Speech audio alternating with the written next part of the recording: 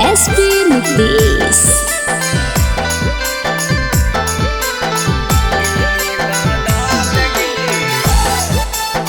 नमूना recording studio Rajgir.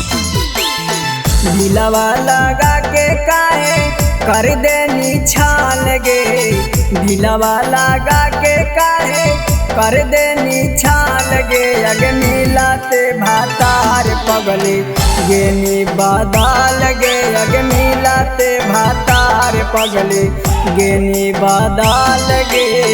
दिलवा लगा के काहे कर देनी छाल गे, दिलवा लगा के काहे कर देनी छाल गे। अग मिलाते भातार पगली गेनी बादल गे, अग मिलाते भातार पगली गेनी बादल गे।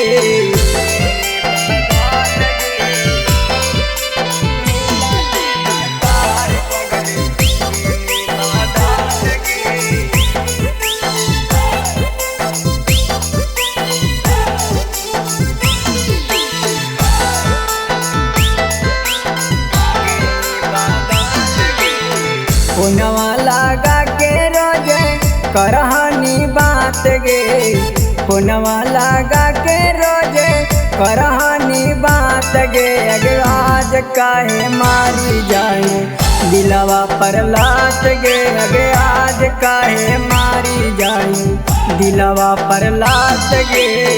कैसे भुलाई देनी कैल मुलाकात गे, कैसे भुलाई देनी कैल मुलाकात गे। अगे आज काहे मारी जाए दिलवा पर लात गे, अगे आज काहे मारी जाए दिलवा पर लात गे।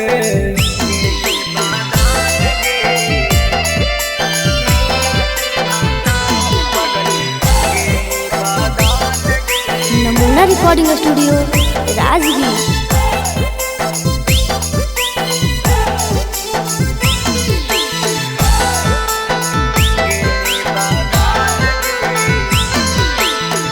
अमरजीत नीतीशवा से कर देनी छाल गे, अमरजीत नीतीशवा से कर देनी छाल गे। अगे मिलाते भातार पगले गेनी बादल गे, अगे मिलाते भातार पगले गेनी बादल गे।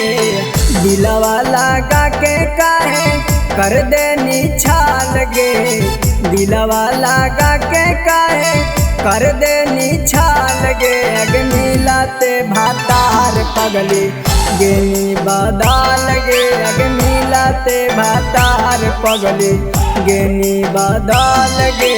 Presented by Namuna Music।